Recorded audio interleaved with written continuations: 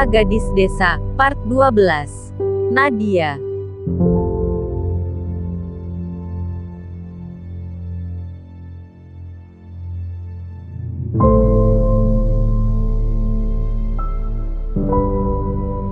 Bagas yang ditugaskan oleh Tommy untuk mencari tahu di mana tempat tinggal Rio sudah mengerjakan tugasnya dengan baik.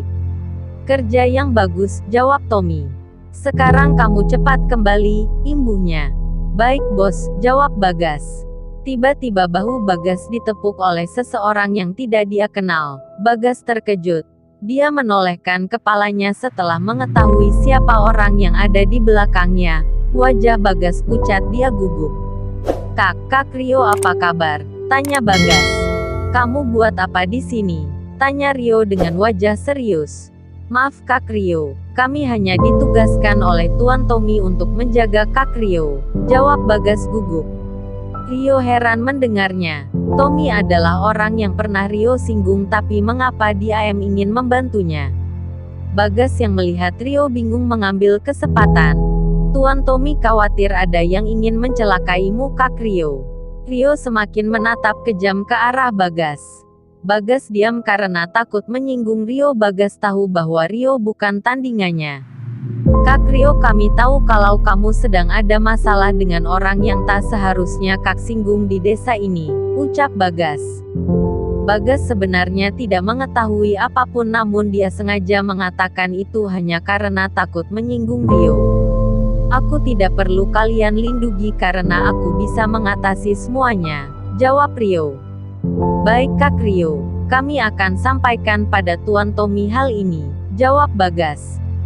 Sekali lagi tujuan kami baik, kami hanya ingin bersahabat dengan Kak Rio, tegas Bagas.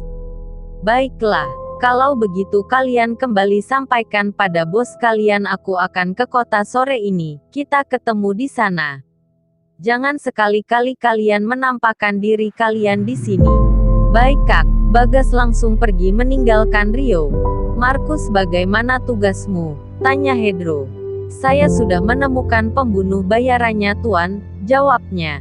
Hendro sudah tidak sabar lagi ingin membunuh Bagas karena pembunuhan yang dirancang olehnya sudah gagal, maka Hendro mencari pembunuh bayaran yang lebih hebat lagi.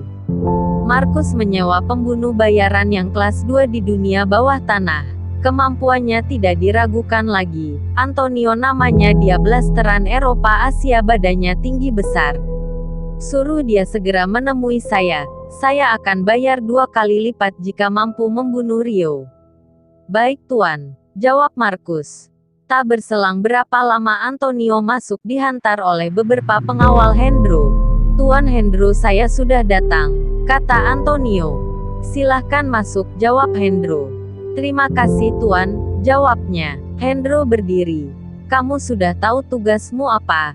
Tanyanya. Saya sudah tahu Tuan. Bagus, jika kamu berhasil saya akan membayarmu 2 kali lipat. Tuan tidak perlu khawatir, saya akan melaksanakan tugas ini dengan baik, jawab Antonio. Saya ingatkan lawanmu bukan orang sembarangan, jangan meremehkan lawan, kata Dion. Antonio menolehkan kepalanya ke arah Dion. Tuan muda, Anda tidak perlu khawatir, saya adalah pembunuh bayaran di kelas 2 dan saya tidak pernah gagal. Baiklah kalau begitu, kata Dion. Antonio pun pergi meninggalkan rumah Hendro dan Dion. Di sebuah restoran berdiri gadis cantik memakai baju warna merah muda. Dia adalah Nadia.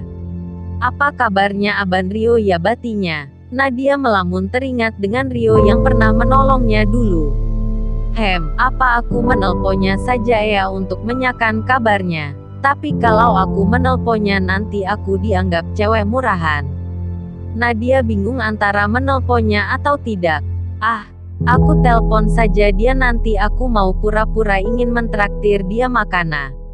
Nadia mengambil HP-nya dari bajunya lalu mencari nomor kontak di dalam HP-nya. Dia mulai menelponnya. Bip bip, HP Rio berbunyi. Rio mengambil HP-nya dan melihat nomor baru. Kemudian Rio mengangkatnya. Halo, apa ini Abang Rio? Kata Nadia.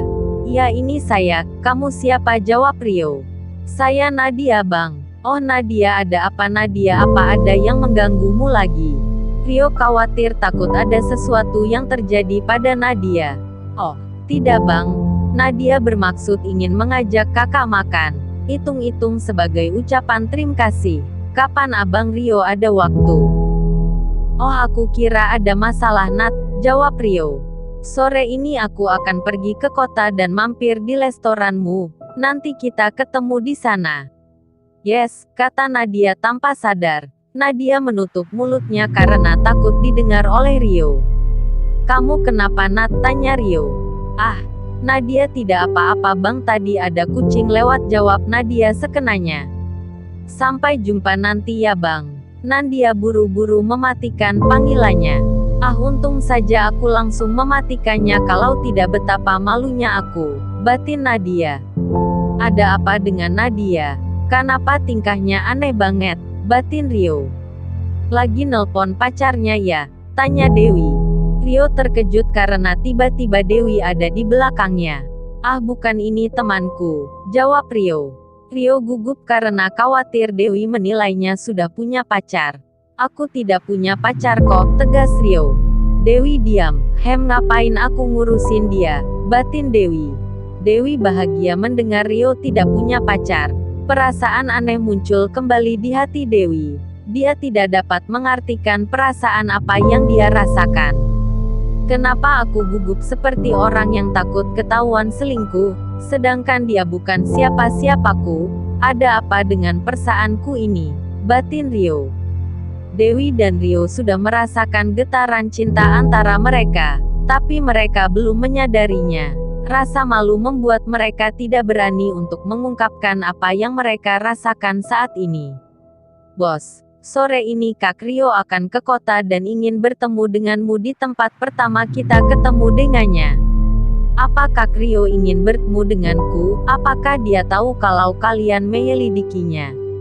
Maaf bos, kami ketahuan oleh Kak Rio. Tommy merasa gugup karena dia takut Rio tersinggung.